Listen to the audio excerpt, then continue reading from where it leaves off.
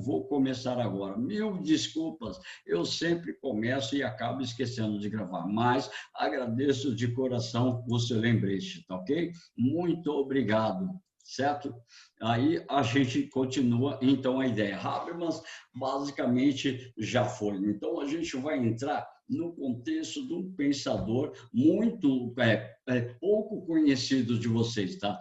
A ideia dele é muito interessante, mas é pouco conhecido de vocês, o chamado Hans Jonas, tá? Esse velhinho lindo, lindo e maravilhoso. Qual é a grande preocupação de Jonas? É chamado o seguinte, a ética da responsabilidade. Diante de tudo que acontece no mundo, diante de tudo que existe de tecnologia, de transformações, de inovações, a questão está assim: essa tecnologia, o desenvolvimento dessa tecnologia tem que estar ligada diretamente com as ideias acerca da chamada responsabilidade. Portanto, para Hans Jonas, a possibilidade de que a responsabilidade é um princípio ético universal. Portanto, nós teríamos uma responsabilidade com as outras gerações, ou responsabilidade com a estrutura futura da humanidade. Mas não somente a uma questão do homem, mas também um cuidado com o meio ambiente, um cuidado também com os animais, um cuidado também com as coisas. A partir dele, nós temos o desenvolvimento da chamada bioética, uma ética, uma responsabilidade ligada ao elemento também da natureza, o meio ambiente a qual eu pertenço. O texto diz assim: para Jonas, todas as fundamentações e investigações que abordam as doutrinas éticas tradicionais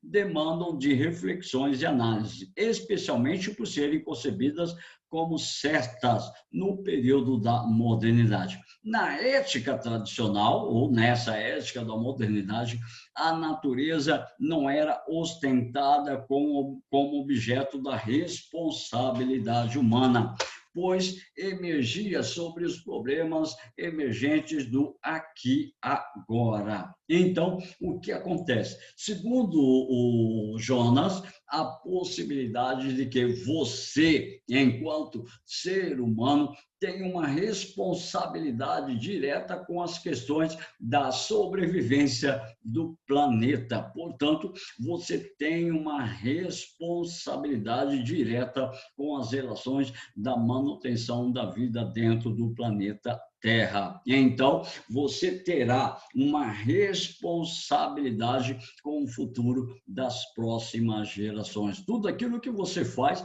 tudo aquilo que você executa, não pode propiciar a extinção das novas gerações, sejam de seres humanos, sejam de plantas, sejam dos animais. Exercício número 4 da página 93.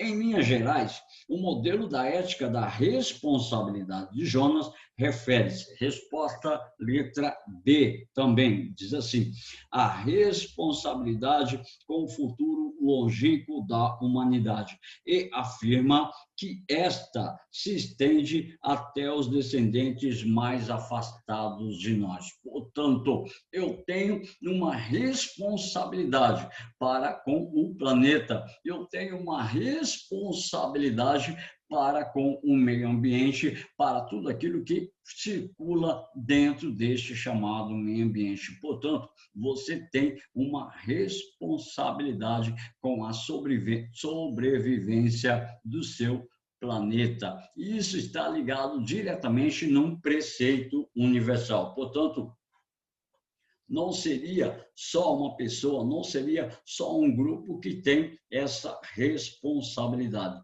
Segundo Jonas, todos os indivíduos têm responsabilidade direta com a manutenção da vida no planeta, ok? Então, se você colocar isso na cabeça, você já entendeu Hans Jonas. De acordo com o nosso exercício, diz assim: a responsabilidade com o futuro longínquo da humanidade e afirma que esta se estende aos descendentes mais distantes de você. Então, toda a responsabilidade com a permanência da vida no planeta está ligada à sua condição de ser humano. O tópico que está em negrito, né, na nossa projeção diz assim, tá? A ação humana, então, age de tal forma que os seus efeitos de atuação sejam compatíveis com a permanência de uma vida autêntica e humana na Terra.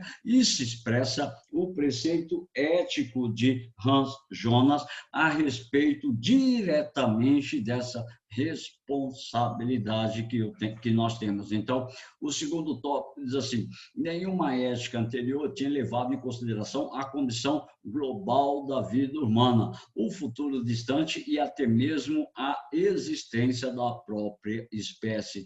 Porque se você não controlar as ações de depredação do meio ambiente, de destruição da flora e da fauna, pode estar gerando um grave problema para o futuro. Não só o futuro de outros, também o seu próprio futuro pode estar sendo afetado por essas decisões que você acaba tomando, certo? Então, beleza. A questão está ligada diretamente a essas condições. Então, com a consciência de extrema vulnerabilidade da natureza, a intervenção tecnológica do homem surge, então, a ecologia. Você já deve ter visto com o professor de biologia o termo ecologia. A ideia de Hans Jonas é repensar os princípios básicos da ética, procurar não só o bem humano, mas também o bem das coisas extra-humanas, ou seja, a mata, a floresta, os animais e assim sucessivamente. A ideia seria alargar o conhecimento dos fins em si mesmo. O nosso livro-texto vai falar a respeito disso lá na página 78. Na página, aliás, página 78, coluna da esquerda, está em negrito. A responsabilidade torna-se um princípio absoluto. O homem precisa ser preservado. Então, essa seria a ideia fundamental do contexto do pensamento de Hans Jonas, tá? Expresso também no exercício número 3 e o exercício número 4 que nós acabamos de ver, certo? Então, nós podemos falar que a ética de Hans Jonas é chamada da ética da responsabilidade, onde o indivíduo tem total responsabilidade consigo, com o meio ambiente e com tudo aquilo que o cerca. E vai estabelecer uma crítica à questão da tecnologia. A tecnologia deve ser usada com responsabilidade para evitar a depredação do meio ambiente e a extinção do próprio ser humano. Legal? Fechou Hans Jonas. Com ele começa o princípio da bioética, certo? Aí nós temos que falar da chamada Judith Butler. A Judith Butler, ela é uma professora universitária no estado da Califórnia, na região de Berkeley. Qual é a grande importância da Judith Butler? A Judith Butler, ela tem uma relevância muito grande e principalmente depois da chamada Simone de Beauvoir, é uma mulher considerada um dos grandes nomes do movimento feminista. A Judith Butler está ligada à identidade de gênero e à renovação do movimento feminista. Ela vem combater a ideia do gênero binário, ou seja, a existência de só dois tipos de gênero, o chamado masculino e o chamado gênero feminino. A partir daí, nós estabelecemos uma mudança na forma de conceber as características dos indivíduos ou da própria questão de gênero. Se você tem conhecimento da questão, a questão de gênero tomou grande espaço da estrutura internacional, da estrutura mundial, a partir do início do século XX, certo? Com a difusão das ideias da defesa dos direitos dos de mais diferenciados tipos de gênero. Então, é conhecida como uma teórica do poder, do gênero, da sexualidade e da identidade. O que ela faz? Ela vai lutar contra a genealogia do gênero binário, contra a origem desse gênero masculino, feminino e a questão da sexualidade heterossexual como sendo normal.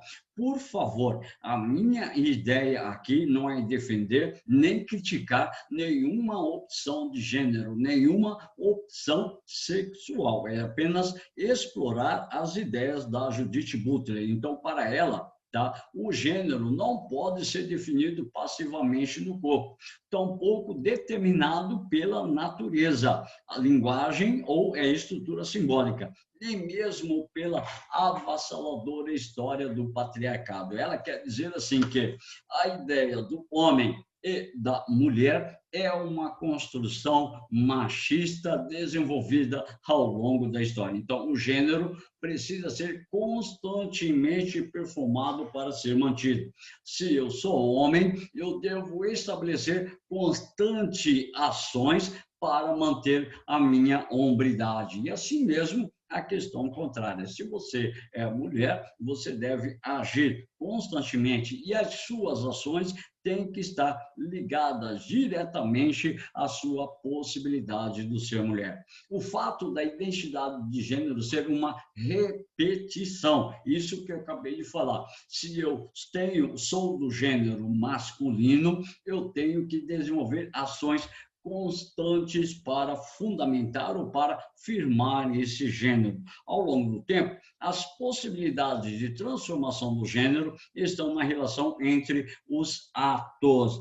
Aí ela vai falar assim, tá? Existe a chamada teoria do queer na língua inglesa. O termo significa estranho, ridículo, excêntrico, raro, extraordinário, designando uma forma pejorativa de insultar os homossexuais. Então, isso surge dentro dessa estrutura de transformações que passam a ocorrer do século XX para o século XXI. A realidade de ser mulher ou de ser homem não é um fato empírico, mas um efeito performativo da linguagem e a constituição de atos que definem ou o definem. Ou seja, a questão de você ser homem ou mulher é um resultado de constantes práticas e ações. O sexo só é feito ontologicamente preliminar como justificativa, a base para a construção de uma identidade de gênero. É uma questão muito polêmica, é uma questão muito problemática dentro da nossa sociedade. Ela vai ser uma árdua defensora do feminismo e também das condições de gênero, das lutas dos mais diferentes gêneros que existem dentro da sociedade. Então, para a gente ter mais claro essa condição,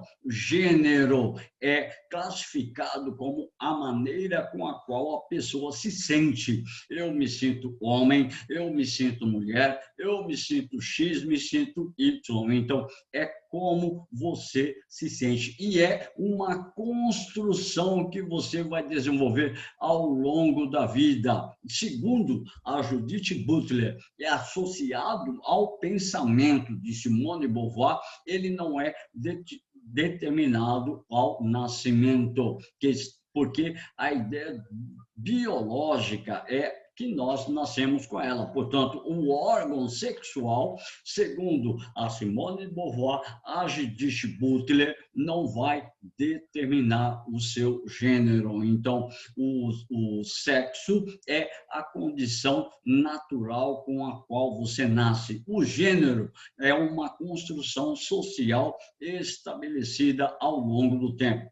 A sexualidade, ela é uma questão de opção. A sexualidade liga-se diretamente à questão da afetividade. Então, gênero, uma construção social, a sexualidade ligada diretamente à sua condição afetiva e o sexo, que é a condição biológica, ou masculino ou feminino, ou, em alguns casos, o sexo ambíguo, chamado também de hermafroditas, ou seja, pode surgir essa possibilidade, mas é uma questão das genitálias, uma questão ligada diretamente à estrutura biológica. Então, segundo Judith Butler, a condição biológica não vai definir o gênero da pessoa, tá ok? E a sexualidade, portanto, é uma condição da própria afetividade humana, certo?